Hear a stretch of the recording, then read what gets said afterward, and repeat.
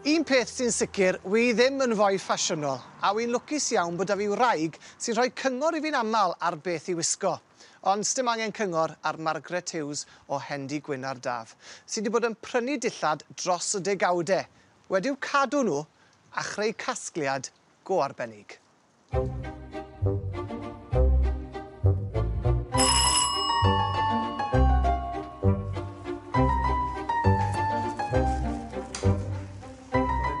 Margaret. Bore da, Ifan. Siwr i chi? Chi'n iawn? Rw, diolch miwn. Diolch yn fawr iawn i chi. Cyn athrawes ysgol gynradd ydy Margaret Hughes a mam i dri. Mae hi'n dysgu Cymraeg i oedolion yn ogystal â gwneud llawer gyda merched y wawr ardal Hendi Gwyn ar Daf. A dillad yw ei deleid. Wel, fi'n credu achos falle bod fi'n fabi amser rhyfel. A pan o'n i'n gwrta'n fach yn tyfu lan, oedd pethau'n bring iawn. Dillad yn bring. A oedd bocs ddim yn gigal a hen ddillad i wisgo lan yn dyfe. A o'n i'n dwlu gwisgo lan yn y dillad yma. A oedd darn hir o sidan i gael yn dyfe. Mas o parasiwt. Oes bach. Na beth oedd e'n wreiddiol. Ond o'n i'n defnyddio fe fel feil, chmod, priodas, a gwisgo lan yn dyfe. Wrth i chi edrych ar y casgliad sydd â chi erbyn hyn, a'r amrywiaeth o ddillad sydd â chi, beth yw'r pleser i chi'n gael allan o weld y dillad yma erbyn hyn? Wel, mae stori fach ynglyn â jyst pob dilledyn. Maen nhw'n dod nôl at gofion yn dyn nhw, chmod. A fi'n meddwl, wel, o'n i'n arfer ffito mewn i'r un te, chmod. A cofio rhyw brofiad falle chi wedi gael mewn rhyw dilledyn fan hyn a fan drawn dyfe? Wel, mae un dilledyn dy fi ffrog fach gingham binc a gwyn o'r diwedd y 50au, pan o'n i'n ysgol ramadeg Llandysil. A, o'n i'n cerdded gyda'r ysgol dar am ffrind i Sian. A wnes i Sian drach ar ffrog binc a gwyn na. Oedd Bridget Bardot yn gwisgo rhywbeth tebyg yn fog ar y pryd. A oedd Bridget Bardot, chymod, oedd pob un yn moyn edrych fel Bridget Bardot prynu. Ac oedd hi mewn siop, ac oedd ffrog tebyg i Wel, dim yn gwmwys rhywun peth, ond o'n i'n gallu dychmygu ni na nawr, os brynau, os gair ffrog na. Ie, fydd pobl yn gweud, ti fel Bridget Bardot, Margaret. Ond y trafferth oedd, o'n i wedi cael yr unig ffrog haf, un ffrog haf o'n i'n cael bob haf yn newydd. Reit. O'n i wedi cael i'n barod mynd at y ci wedyn. Ie. Oedd nhw fel menyn yn oedd e. A dy ci wedyn yn rhoi... Dy ci a ymrawd, y ddoi yn nhw. Nath y ddoi roi benthyg arian. Dwi'n mewn wir? O'n i ffotali mrawd nhw, o'n i'n ffotali dy ci. Na, llai gredu. A mae'r ffrog dy fi ar loft nawr. A wisges i ddi am flynyddau. Bendigedig. Felly'r cwestiwn mawr, Margaret, beth yw'r dilledyn mwyaf gwerthfawr sydd â chi? Ran drydfawr, chi'n meddwl? Ie. Fi'n bod yn fusneslyd nawr, rwy'n gwybod. Chi'n bod sa'n hollol siŵr. Ond wedyn ni ddim yn wrtho chi ta beth. Na ni sa chi? Na, achos sa'n gweithio gŵr fel chi'n talu. Felly, lan fan hyn, Margaret, mae'r dillad i gyd, yfe? Ie, lan fan hyn yn yr oryw ystafell. Edrych mlaen i weld y casgliad yma. Dadan! Wel. A fan hyn? A fyna hefyd. Felly, maen nhw wedi rhoi mewn trefn i nhw o ran degawdau. Beth am ni ddechrau fan hyn te fe? Nôl i le ni'n mynd fan hyn? Wel, mae hwn yn mynd reit nôl i'r dechreuad, achos gwnos myngu trwy saith yw hwn. Reit.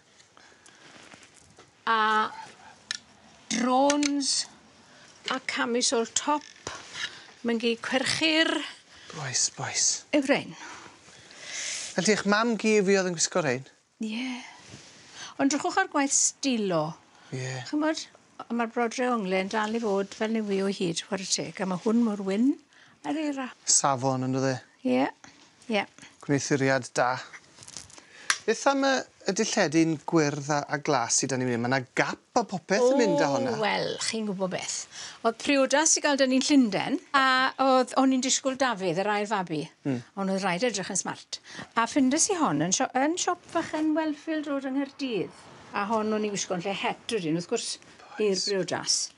Pwy fath o gyfnod i ni'n sôn am fan hyn te efo'r wisg yma? Tynnu tri a diwedd y 60au nawr, achos gas Dafydd i enni'n 68, felly yn mis Medi, oedd hyn yn y mis Gorffennaf. Felly, jyst cyn iddo fe gael ei enni, o'n i'n gwisgo rhain yn y briwdras. A glân, be gewch chi well, yn dyfe? Fel deunydd, yn dyfe? Ie, mae'n para.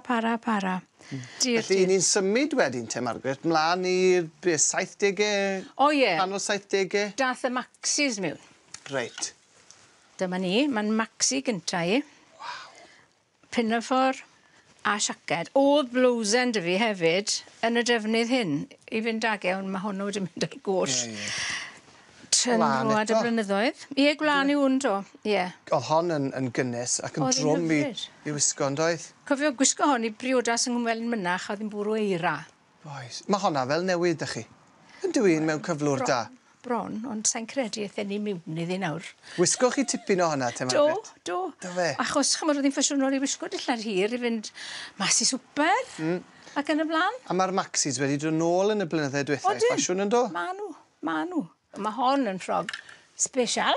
O'n i'n mynd i weid, mae dillad mwy lliwgar pen arall fyna nawr, so pwy fath o gyfnod? Wel, ni'n dod mewn nawr i'r 80au. Pads yn dechrau. Valentino yw hon. Cefen isiel iawn iddi. A wisges i hon i fynd gyda mercher y wawr am yr wythnos fythgofiadw na i'r Eidal. So chi'n mynd i gael glywed hanes yr wythnos. O, na, well i ni byd o nawr. Ond o'n i'n gwisgo hon ti fas siop Valentino yn Rifen, a dynodd un o'n ffrindiau yn llun. Wel. Achos bod hi'n gwybod mae'n beth oedd y ffrog fach chi. Ie.